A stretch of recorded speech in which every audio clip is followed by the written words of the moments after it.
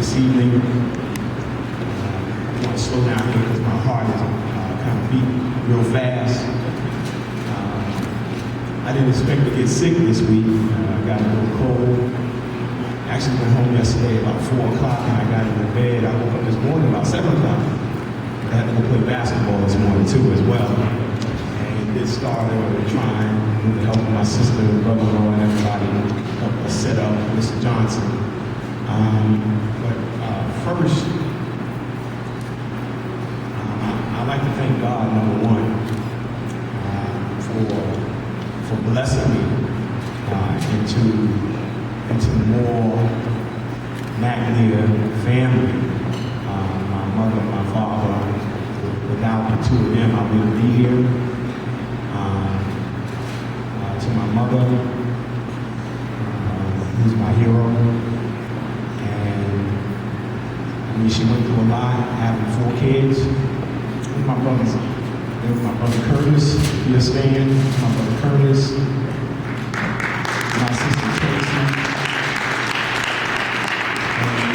and my other brothers in North Carolina and Fayetteville. He was going to try to make it up here, but he didn't.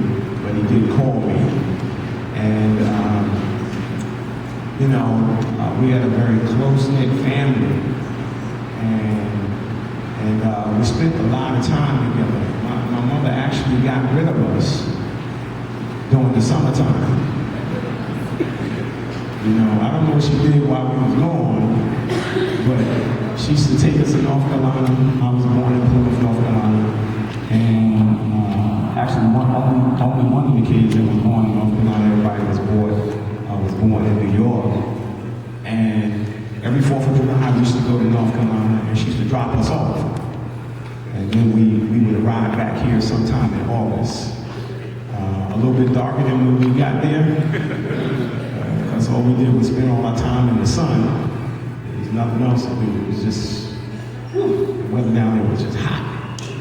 But we learned a lot because it gave us an opportunity to spend some very valuable time with our grandparents. And my grandmother and grandfather, I'll just say this quickly. My grandmother was real tough, right? And my grandfather, he tried to be tough. I think he's a little soft though. And every time I used to go to North Carolina, I used to think like, man, my grandfather was the strongest man in the world. Because he used to take telephone poles. He used to go get a telephone pole, right? Pull it out of his truck and dig a hole in the ground. And then lift it up and put it in the ground, and then he put the basket on it first, of course.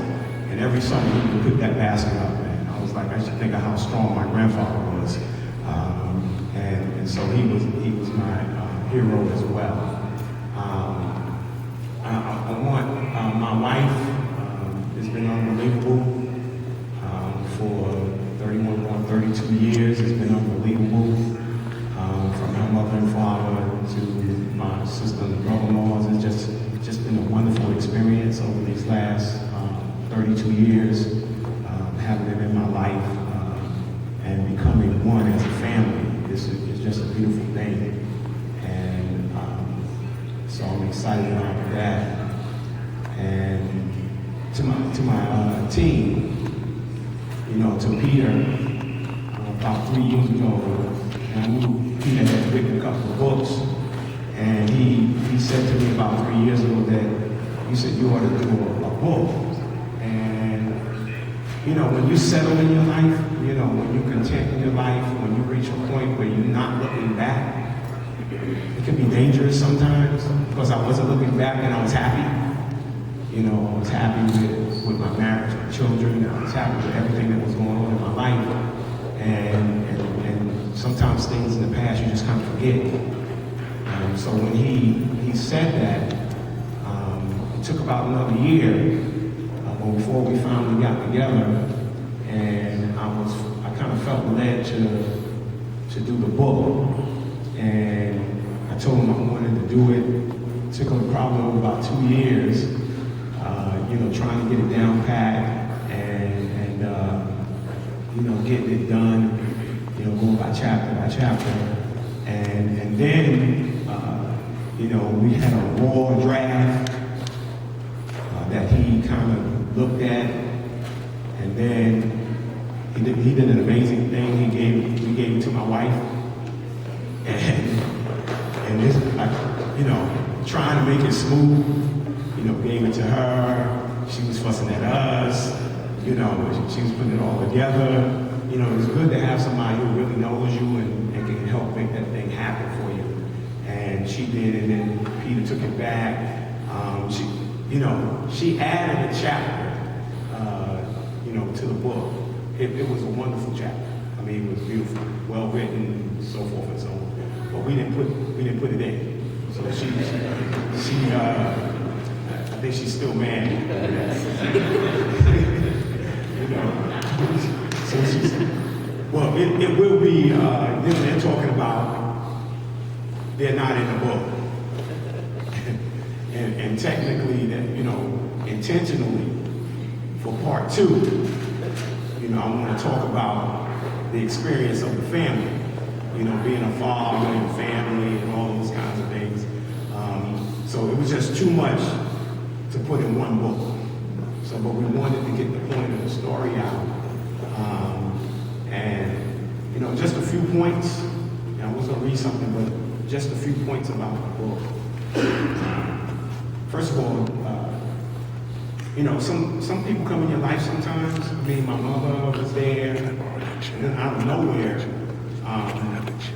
I used to walk past this club, the boys' club, from first grade all the way to 6th grade, and never looked at the building, just walked by it, and never went in the building. And after the situation, my mom and dad had separated. I asked my mom if she would get me, somebody was telling me about the boys' club, and I asked if I could join. It was like $1 or $2 to join.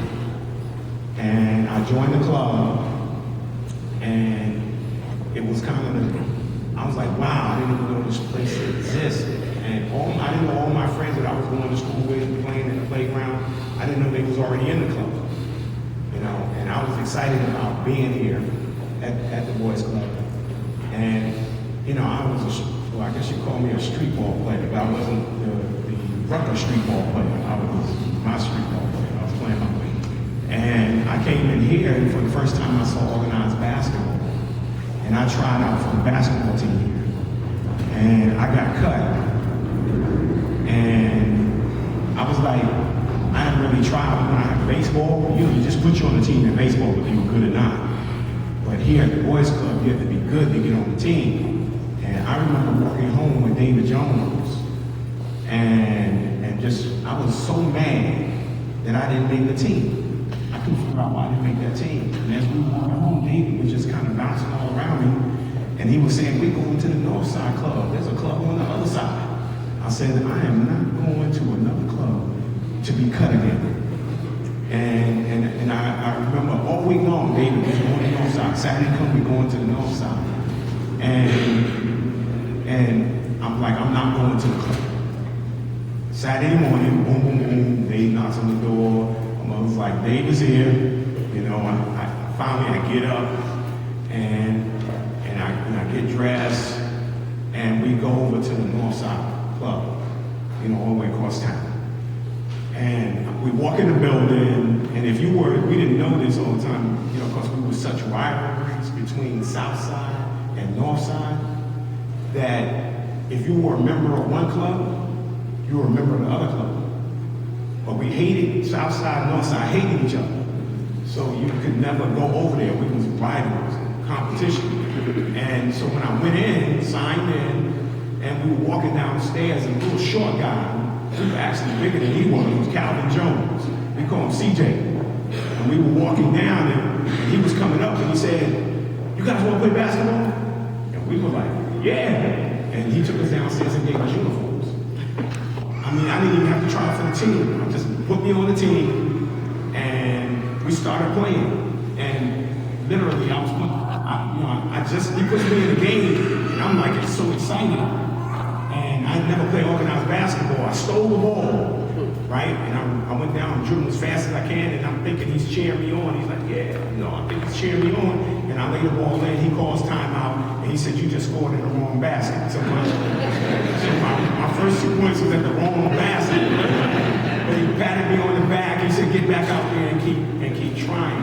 And after the game, he immediately, my first time there, sent me to see his brother. I played one game with CJ, right? Timmy Lovelace and David Jones and all those other guys stayed on the younger team, and I was sent to the next team. And it's funny, one guy, if it wasn't for David Jones, and I used to see when I was doing the Peacekeepers on the corner, I used to tell all the guys from the Peacekeepers, see that guy right there? If it wasn't for him, I wouldn't be me. You know, and I don't know why things turned out the way they did. You know, with David going one direction and me going, another direction. But David, his sister's right there. You want to stand?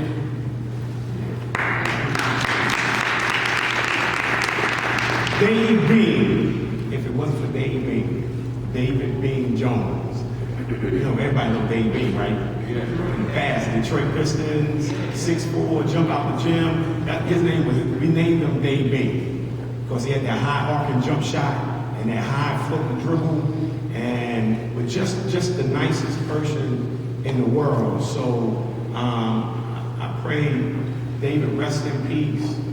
He passed recently, and I had just had a conversation he kept me outside on 3rd Street for about an hour and a half. And we was talking about old times just before his passing.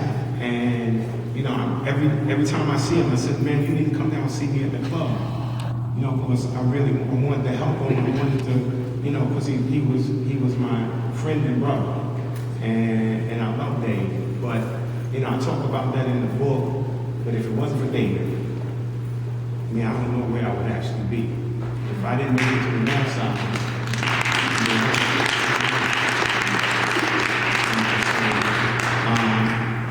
just a couple things in terms of the book. I think the first thing that I've learned in my life, when I was in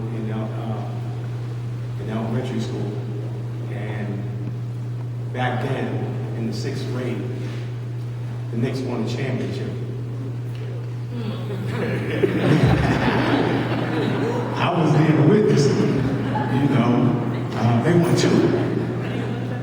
1970 and 1972, the Knicks won a championship. And it was, my teachers every year used to ask me what I wanted to be when I grew up. And I'd say, I want to be a doctor one day, I want to be a teacher the next day, I want to be a fireman the next day. I was everybody, and when the Knicks won the championship, the only thing I ever wrote on a piece of paper and put on my wall was the New York Knicks, NBA. And it's amazing when a dream turns into a vision. Because that was a day that I started to dream about playing with the Knicks. And then when I was speaking to Mr. Al Grimes, he was my gym teacher. And he was just a wonderful person and just an amazing athlete. And we all, as young men, we just looked up to him. And he told us about what you needed to do in order to play basketball. Because I thought, 6th grade, I kept thinking 6th grade, when I graduate, man, I'm going to the Knicks. And then they start telling me about middle school. And I said, well, when I graduate from middle school, I'm going to the Knicks. Then we start talking about high school. What? When I finish high school, I'm going to the Knicks. And I found out that I was going to have to go through school in order to play professional basketball. I was like, wow.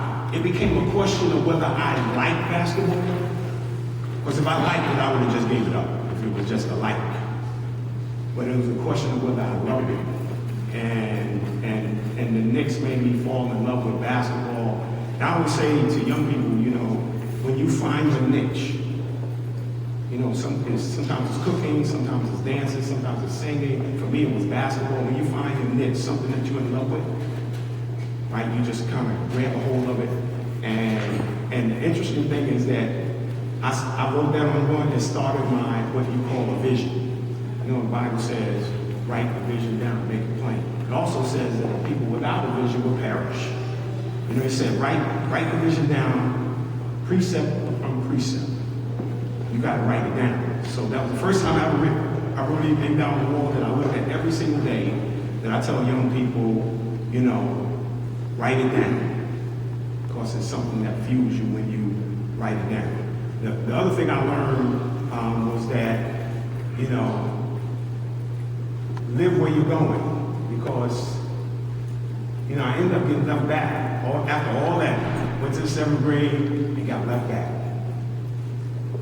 Wow, you know, but I still had that on my wall every single day, and it was driving me, you know. So I don't give too much of the book away, but you know, that was my beginning, you know, being left back, and then having the voice of Mr. Jones from the Boy Scout come in my life, and then take me to school, 8th grade, Nichols, and talk to my counselor, and had me. You know, there was a program at the time that if I did well for 3 marking periods, if I had a B average for 3 marking periods, then I would be moved to my original grade. And I was thinking, man, the only thing I had a B or A in was gym. And I was like, man, I don't know how I'm going to do that. But I want to thank Mr. Teddy Wilder, not Teddy, but George, right there, George. His wife, in 8th grade, Teddy was an avid basketball fan. I mean, if you go to Montfort High School, our picture's in the front, and you walk in the door, it says Teddy Wilder, right? And Teddy and George tutored me at the Boy Scout.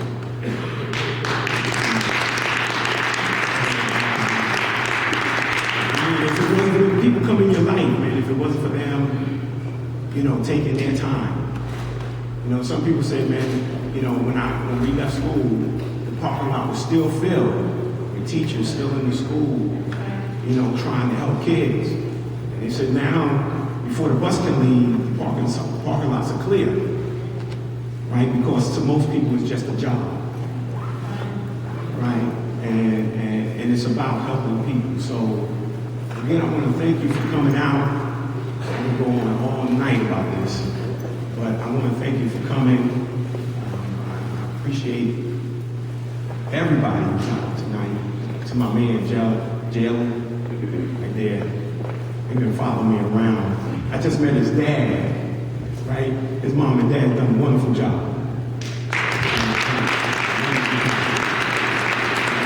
He's going to be me. He's going to be the executive director, right? He's going to be CPO, executive director. He's going to be whatever he wants to be, right? Because he has the mindset to do that. And so again, thank you. I appreciate it. I don't know if anybody have a question. Anybody got a question?